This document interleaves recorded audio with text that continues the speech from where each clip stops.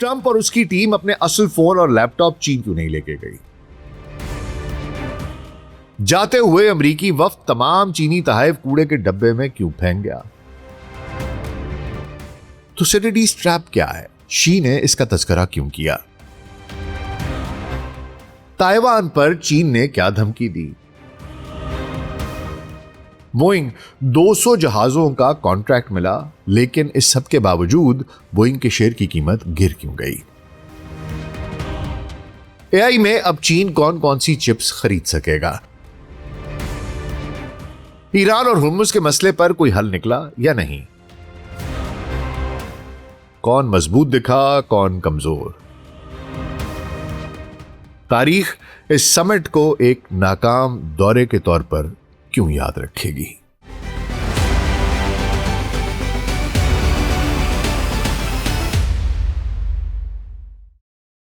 Global set podcast doctor Nasir Baig کے ساتھ آپ کی خدمت میں حاضر ہیں جی۔ السلام علیکم۔ چچا ٹرمپ چین کے 3 روزہ دورے کے بعد واپس امریکہ سے دھار چکا۔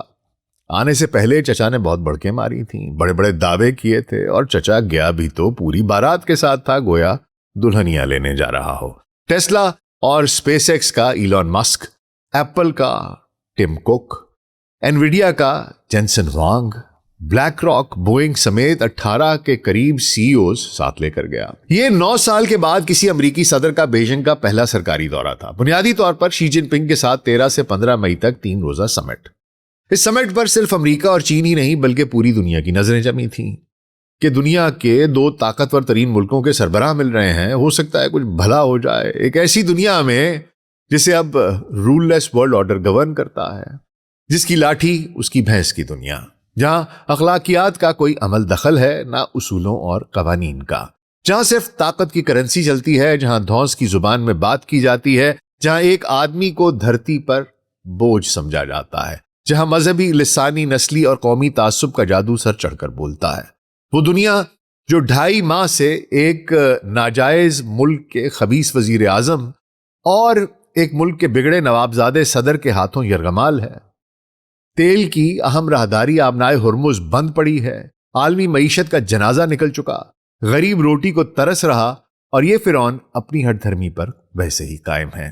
ایسے میں امید کی ایک کرن تھی کہ یہ دونوں ملیں گے تو شاید کچھ بھلا ہو جائے، شاید کوئی راہ نکل آئے، لیکن ان 2 حریفوں کی ایک تاریخ بھی ہے، ایک دوسرے پر اعتماد کا شدید فقدان ہے۔ اس کا اندازہ آپ اس بات سے لگا سکتے ہیں کہ پورا امریکی ڈیلیگیشن اس کو سخت ترین ڈیجیٹل لاک ڈاؤن میں رکھا گیا۔ انہیں اپنے ذاتی فون اور لیپ ٹاپ چین لے کر جانے کی اجازت نہیں تھی۔ وہ سب کے سب برنر، ڈسپوزیبل فون اور عارضی لیپ ٹاپ ساتھ لائے تھے کہ کہیں ہیک نہ ہو جائیں، اور تو اور واپسی پر چین کی طرف سے دیے گئے تمام تحائف بھی وہیں چین میں ہی پھینک آئے کہ ان میں کوئی بگ، کوئی سپائنگ یا ہیکنگ ڈیوائس نہ ہو۔ ٹرمپ کے دوسرے دورے صدارت سے امریکہ نے چین سے ٹیرف جنگ چھیڑ دی۔ چین نے نایاب معدنیات پر پابندی لگائی تو لائن پر آ گئے۔ آخر کار اکتوبر 2025 میں ایک فریجائل ٹروس ہوا، فریجائل ٹروٹ ریس کہہ سکتے ہیں۔ ٹرمپ نے ہائی ٹیرفز کم کیے اور چین نے ریئر ارتھس کا ایکسپورٹس جو ہیں ان پر ریسٹرکشنز واپس لے لیں۔ یہ ٹروس صرف 1 سال کا تھا، یعنی 2026 کے آخر تک یہ بھی ختم ہونے والا ہے۔ دیکھیے حضور، ہم کہیں جاتے ہیں، کہیں کا ارادہ کرتے ہیں، کہیں دورہ کرتے ہیں کسی جگہ کا، تو دل میں لاکھ تمنائیں، لاکھ امیدیں ہوتی ہیں، کچھ اہداف ہوتے ہیں۔ ویسے ہی چچا ٹرمپ بھی اس دورے میں کچھ امیدیں لے کر چین پہنچا تھا، جس کا تذکرہ میں نے اپنے پرسوں کے پوڈ کاسٹ میں تفصیل سے کیا تھا، جس میں ایران جنگ، آبنائے ہرمز دوبارہ کھلوانا، ٹریڈ، ٹیکنالوجی یعنی کہ اے آئی اور چپس، بوئنگ جہازوں کی فروخت، سویابین اور دیگر زرعی پروڈکٹس کی فروخت، ایک مینجڈ ٹریڈ فریم ورک اس کو تشکیل دینا، اس جیسی امیدیں شامل تھی۔ لیکن ان امیدوں کا بنا کیا؟ آج اس پر بات ہوگی۔ تو حضور اگلے 10 سے 15 منٹ کے لیے دھیان ذرا ادھر، اور اگر ہمارا کنٹینٹ پسند آ رہا ہے تو ویڈیو کو لائک اور چینل کو سبسکرائب کر دیجیے گا۔ تو آئیے آغاز کرتے ہیں۔ صدر ٹرمپ بیجنگ پہنچا 13 مئی 2026 کو۔ ہوائی اڈے پر نائب صدر ہان ینگ نے استقبال کیا۔ 14 مئی کو صبح شی جن پنگ نے great hall of the people کے باہر شاندار ویلکم کیا، ایک ویلکم سیریمنی تھی، استقبال کیا، گارڈ آف آنر پیش کیا گیا، قومی ترانہ امریکہ کا بجایا گیا، 21 توپوں کی سلامی دی گئی۔ دونوں رہنماؤں کے درمیان 2 گھنٹے سے زائد بائیلیٹرل ٹاکس ہوئی، جس میں کہ Taiwan, trade, Iran, strait of Hormuz وغیرہ پر گفتگو ہوئی۔ اس کے بعد ٹیمپل آف ہیون کا دورہ کیا گیا اور شام میں ایک گرینڈ اسٹیٹ بینکوٹ یعنی کہ ایک عالی شان ضیافت کا اہتمام کیا گیا۔ 15 مئی 2026 کو دوسرا سیشن آف ٹاکس ہوا اور اس کے ساتھ ہی ورکنگ لنچ، اور اس کے بعد دونوں رہنما یونگ نان ہائے کے اس کا ایک یہ چینی قیادت کا ایک رہائشی کمپاؤنڈ ہے، اس کا انہوں نے دورہ کیا، جہاں انفارمل بات چیت ہوئی اور فرینڈشپ فوٹو سیشن ہوا، اور اس کے بعد ٹرمپ واپس روانہ ہو گیا۔ چچا ٹرمپ جو عام طور پر دوسروں کو بلی کرتا ہے، بدتمیزی کرتا ہے، یہاں کچھ ڈرا ہوا، سہما ہوا، بہت ہی متاثر سا نظر آیا۔ اس کی باڈی لینگویج اور لہجہ دونوں دفاعی تھے، جیسے وہ شی جن پنگ کی شخصیت سے مروب ہو، لیکن اپنی حرکتوں سے وہ یہاں بھی باز نہ آیا۔ شی بینکویٹ کے دوران تقریر کرنے اٹھے تو ان کا فولڈر کھول کر پڑھنے لگا۔ بعد میں لوگوں نے زوم کر کے دکھایا کہ نہیں بھائی، یہ اسی کی تقریر کا فولڈر تھا، لیکن بہرحال بہت لیدے ہوئی، لوگوں نے کہا کہ یار کیسا آدمی ہے۔ اور پھر آخری روز جب یونگ نان ہائے باغات میں وہاں پر وہ شی اس کا دورہ کرا رہا تھا تو اس سے پوچھتا ہے کہ مجھ سے پہلے بھی کوئی صدر یہاں آیا یا میں پہلا ہوں؟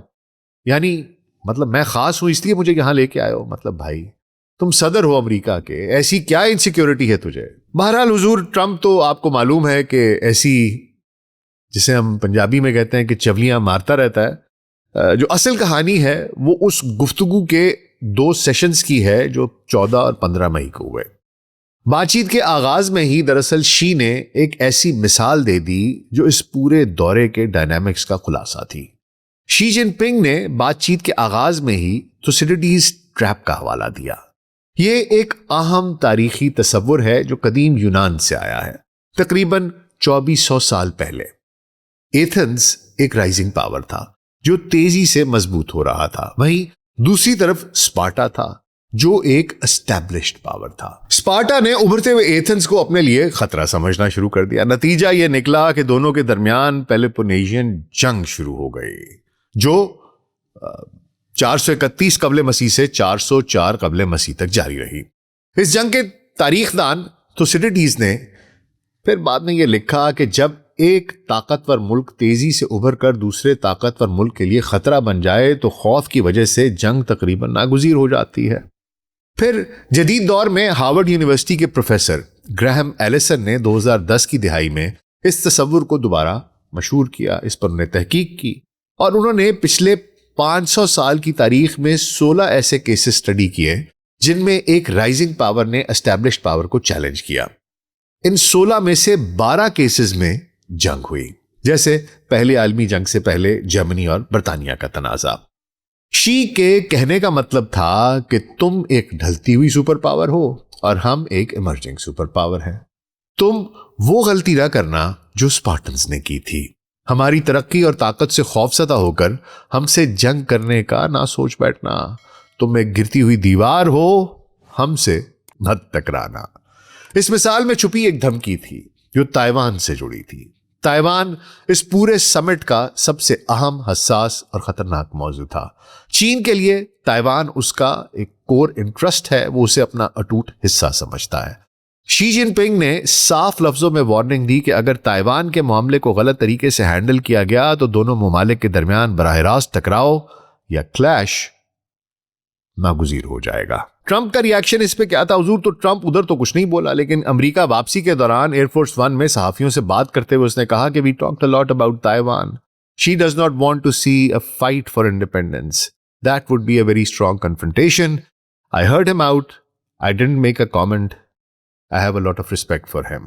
دوسرے الفاظ میں ٹرمپ کہنا یہ چاہ رہا تھا کہ جس وقت شی نے یہ بات کی کہ بھائی تائیوان پہ ہمارے ساتھ گڑبڑ نہ کرنا، تو اس وقت میں بکری ہو گیا اور خاموش ہو گیا اور چپ کر کے اس کی بات سنی۔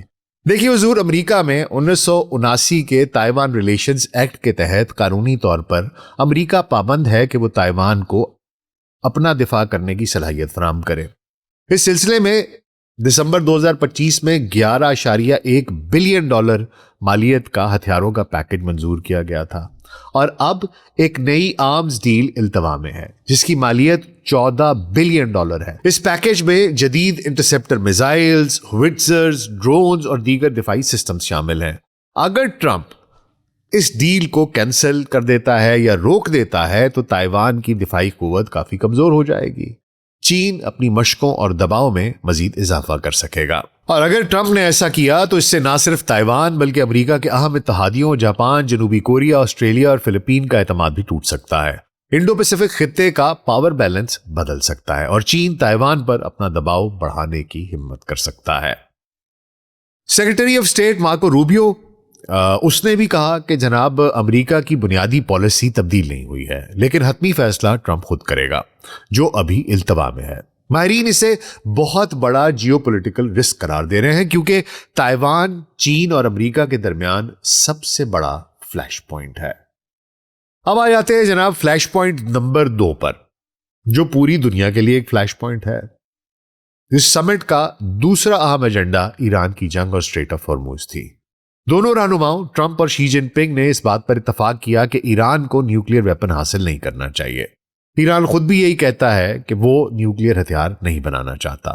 مسئلہ اس کے افسود شدہ 440 کلو یورینیم کا ہے اور سول نیوکلیئر کیپیبلٹی رکھنے کا ہے۔ گزشتہ ہفتے اراکچی نے چین کا دورہ کیا تھا اور وہ یقینی طور پر اس موضوع پر اپنا موقف چین کو بیان کر گئے ہوں گے۔ اس کے علاوہ دونوں نے اس پر بھی اتفاق کیا کہ اسٹریٹ آف ہارموز کھلا رہنا چاہیے اور اس پر کوئی ٹول نہیں لگنے چاہیے۔ اسٹریٹ آف ہارموز دنیا کے تقریباً 20% کروڈ آئل شپمنٹس کا سب سے اہم راستہ ہے۔ جنگ شروع ہونے کے بعد پہلے ایران اور پھر امریکی بلاکیڈ کی وجہ سے اسٹریٹ تقریباً بند ہو چکا ہے، جس سے عالمی تیل کی قیمتیں بہت بڑھ گئی ہیں۔ چین اور ایران کے تعلقات حضور بہت قریبی ہیں۔ 2025 میں چین نے ایران سے تقریباً 1.38 ملین بیرلز پر ڈے تیل خریدا تھا، جو چین کی کل تیل کی درآمدات کا تقریباً 12% بنتا ہے۔ اور ایران چین کا بہت بڑا ٹریڈنگ پارٹنر ہے اور چائنا ایران کے 90% تیل کا خریدار ہے۔ اس لیے دونوں کا ایک بہت اسپیشل ریلیشن شپ ہے، ایک بہت بڑا بانڈ ہے اور بہت اثر و رسوخ ہے۔ چین جو کہتا ہے ایران اس کو سنتا ہے دھیان سے۔ اس کے علاوہ چین کا ایک اور مسئلہ بھی ہے، اس کی زیادہ تر ٹریڈ اسٹریٹ آف ملاکا سے ہوتی ہے جو انڈونیشیا اور سنگاپور وغیرہ کے ساتھ ہے، اور چین یہ افورڈ نہیں کر سکتا کہ کھلے پانیوں میں ٹول ٹیکس دینا پڑے، کیونکہ اگر ایک دفعہ اسٹریٹ آف ہارموز میں یہ ریت پڑ جاتی ہے، یہ روایت پڑ جاتی ہے، تو یہ اسٹریٹ آف ملاکا میں بھی شروع ہو جائے گا اور یہ چیز چین برداشت نہیں کرے گا۔ انڈونیشیا کا جو ڈیفنس منسٹر ہے وہ پہلے ہی امریکہ ہو کے آیا ہے اور امریکہ نے اس کو پٹی پڑھا دی اور اس نے کوئی اس طرح کی کہانی شروع بھی کر دی ہے کہ میں اسٹریٹ آف ملاکا سے بھی ٹول ٹیکس لوں گا۔ تو یہ ایک بڑا ٹرکی بات ہے، اس لیے چائنا اس میں کبھی بھی ایران کا اس چیز میں سپورٹ نہیں کرے گا کہ وہ کھلے پانیوں میں ایک اسٹریٹ کے اوپر ٹول ٹیکس لینا شروع کر دے۔ خیر حضور، حالانکہ یہ بھی ہوا ہے کہ چین کے بعد جو چائنیز ٹینکرز ہیں وہ کچھ گزرے ہیں اسٹریٹ سے، اور سنا ہے کہ کل پرسوں بھی کچھ گزرے ہیں۔ یہ ایک سگنل تھا ایران کی طرف سے، انہوں نے کہا کہ جی اسٹریٹ تو کھلا ہوا ہے، اور چائنیز انہوں نے ٹینکرز وہاں سے گزار دیے۔ اچھا حضور، یہ ایک بڑی پیچیدہ سی صورتحال ہے۔ چین ایران کو اس میں سپورٹ تو نہیں کرے گا، لیکن وہ خاموشی اختیار کر سکتا ہے۔ اچھا، وہیں حضور ٹرمپ نے یہ بھی دعویٰ کیا ہے کہ چین اب امریکہ سے بھی تیل خریدے گا، مگر اس حوالے سے کوئی تفصیلات یا ٹائم لائن سامنے نہیں آئیں۔ سب سے اہم بات یہ ہے کہ چین نے ایرانی تیل کی خریداری بند کرنے یا ایران کو ویپنز نہ دینے کی کوئی مضبوط اور واضح کمٹمنٹ نہیں دی۔ یعنی چین نے صرف الفاظ میں نیوکلیئر ویپن کے خلاف اتفاق کیا ہے، مگر عملی طور پر ایران کی حمایت جاری رکھنے کا راستہ کھلا چھوڑ دیا ہے۔ اس کے جنگ پر ممکنہ اثرات کیا ہو سکتے ہیں حضور؟ سمٹ کے دوران دیے گئے بیانات کا ایران پر زیادہ اثر نہیں پڑے گا، کیونکہ ایران چین کو اپنے موقف اور ریڈ لائن سے آگاہ کر چکا ہے۔ جو معاملات دکھائی دے رہے ہیں وہ تو یہی ہے کہ ٹرمپ ایک مرتبہ پھر ایران پر فضائی حملے کرنے کو تیار ہے۔ نیتن یاہو پہلے ہی بہت دیر سے پر تول رہا تھا، وہ تو چاہتا ہی نہیں تھا کہ جنگ بندی ہو، تو وہ بہت خوش ہے کہ جناب جنگ دوبارہ شروع ہونے والی ہے۔ اور چونکہ چین نے حضور کوئی کانکریٹ قدم اٹھانے کا وعدہ نہیں کیا، اس لیے ایران کی جنگ جاری رہنے کا امکان زیادہ ہے۔ اسٹریٹ آف ہارموز کھلا رکھنے کا اتفاق عالمی تیل کی سپلائی کے لیے ایک اچھی خبر ہے، مگر یہ بھی الفاظ تک محدود لگتا ہے جب تک کہ چین اس پر عمل درآمد کے لیے فعال کردار ادا نہ کرے، ایران سے بات نہ کرے، ان کو پرسو نہ کرے۔ اور چین ایسا کھل کر نہیں کرتا، در پردہ وہ شاید ان سے کہتا ہو، لیکن وہ کھل کر اس میں کوئی سفارتی کردار ادا نہیں کرے گا۔ اچھا حضور، ٹرمپ کے چین کے دورے کا تیسرا اہم ایجنڈا ٹریڈ اور ٹیرفز کا تھا۔ ٹریڈ وار کی ابتدا ٹرمپ کے پہلے دور میں 2018 میں ہوئی تھی، جب ٹرمپ نے چین کے انفیئر ٹریڈ پریکٹسز یعنی انٹلیکچوئل پراپرٹی تھیفٹ اور فورس ٹیکنالوجی ٹرانسفر کے خلاف بھاری ٹیرفز لگا دیے تھے۔ چین نے جواب میں ریٹیلیٹری ٹیرفز لگائے اور امریکی سویابین پر ڈیوٹی 3% سے بڑھا کر 25% کر دی۔ اس سے امریکہ کے مڈ ویسٹ کے کسان شدید متاثر ہوئے، ان کی برآمدات شارپلی کم ہو گئیں اور کئی کسان مالی مشکلات کا شکار ہو گئے۔ ٹرمپ کے دوسرے دور میں بھی ٹیرفز کا کھیل جاری رہا، بلکہ یہ ایک جنگ کی شکل اختیار کر گیا۔ بالآخر اکتوبر 2025 میں دونوں ممالک کے درمیان ایک فرجائل ٹریڈ کروز ہوا جس میں کچھ ٹیرفز کم کیے گئے۔ اس سمٹ میں امریکہ کی بڑی توقع یہ تھی کہ دونوں ممالک ایک مینجڈ ٹریڈ فریم ورک پر اتفاق کر لیں گے، یعنی تجارت کو باقاعدہ طور پر مینج کرنے کا ایک طویل المدتی معاہدہ کرنے میں کامیاب ہو جائیں گے، جس میں ٹیرفز، مارکیٹ ایکسیس، خریداری کے ٹارگٹس یہ واضح طور پر طے ہوں گے۔ مگر اس حوالے سے کوئی بڑی پیش رفت سامنے نہیں آئی۔ اس سمٹ کی ایک جو مثبت خبر ہے وہ بوئنگ ڈیل تھی۔ چین نے 200 بوئنگ جیٹس خریدنے کا وعدہ کیا، تاہم ٹرمپ اس سے پہلے 500 طیاروں کی بڑک مار چکا تھا، دعویٰ کر چکا تھا کہ جناب اتنے لوں گا، اس لیے یہ تعداد ایکسیپشن سے کچھ کم لگتی ہے۔ نتیجے میں بوئنگ کے شیئرز امریکی مارکیٹ میں 4 سے 4.7% تک گر گئے، کیونکہ ٹرمپ ایک بڑی بڑک مار چکا تھا کہ ہم تو 500 خریدیں گے۔ 200 طیاروں کی اس ڈیل سے امریکی فیکٹریوں میں ہزاروں جابز کریٹ ہوں گی اور نئے آرڈرز ملنے میں مدد بھی ملے گی، مگر ایکسیپشن سے کم ڈیل ہونے کی وجہ سے ڈس اپوائنٹمنٹ کا عنصر بھی موجود ہے۔ اس کے علاوہ ایگریکلچرل سیکٹر میں بھی کچھ پیش رفت ہوئی ہے۔ 2018 کے ٹیرفز کے بعد چین نے امریکی بیف، سویابین اور دیگر زرعی مصنوعات کی خریداری بہت کم کر دی تھی۔ اس سمٹ میں چین نے ان مصنوعات کی دوبارہ بڑی مقدار میں خریداری پر رضامندی ظاہر کی ہے۔ یہ امریکہ کے مڈ ویسٹ کے فارمرز کے لیے اچھی خبر ہے جو ٹرمپ کے کی ووٹرز بھی ہیں۔ اس سے ان کی آمدنی بڑھے گی اور سیاسی طور پر ٹرمپ کو گھر میں سپورٹ ملنے کی بھی امید ہے۔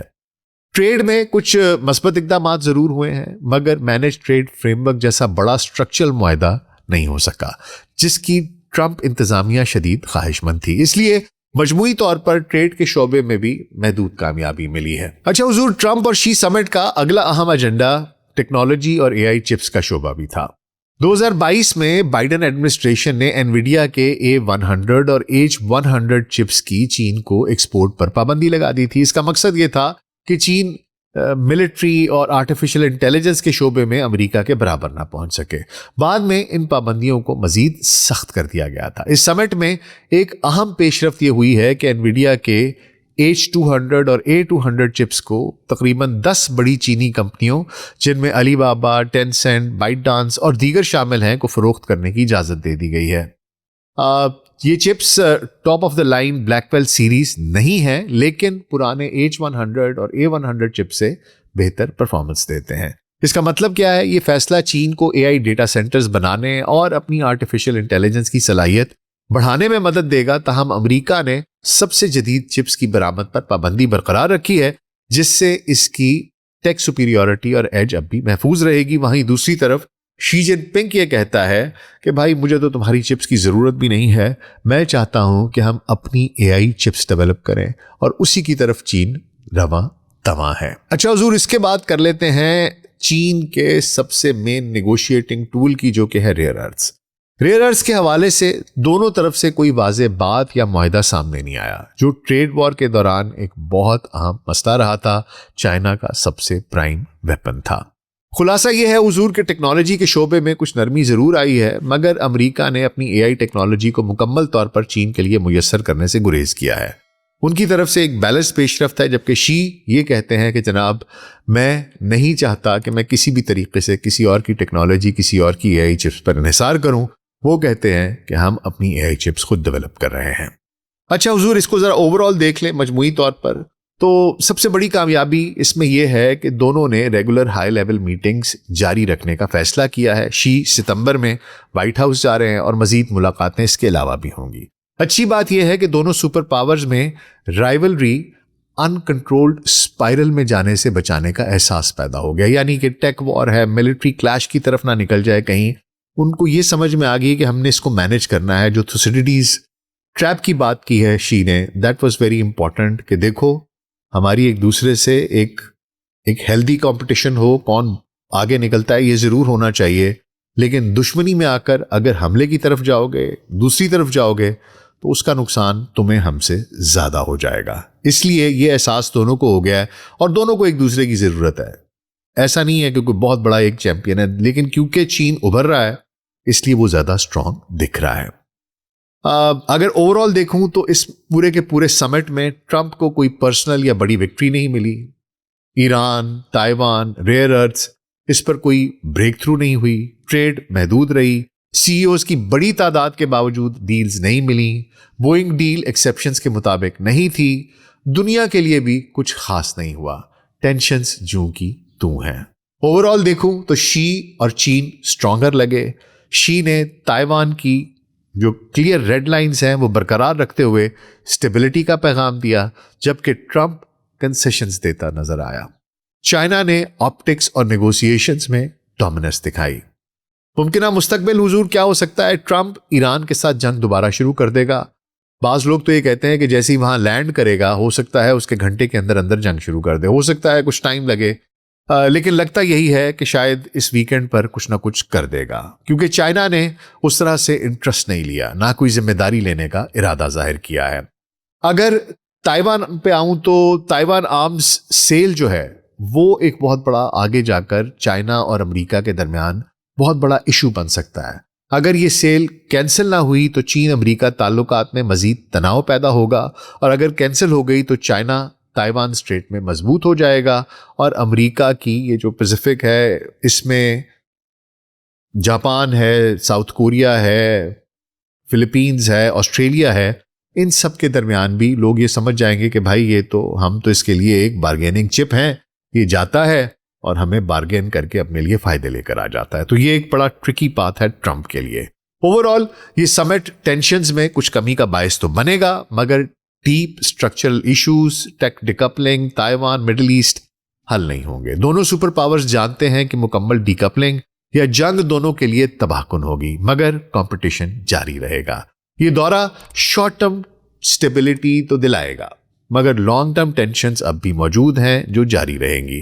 اس لیے تاریخ اس دورے کو ایک ناکام دورے کے طور پر ہی یاد رکھے گی، اور اس میں کوئی خاص تبدیلی نہیں آئے گی۔ اپنا بہت خیال رکھیے گا، شکریہ۔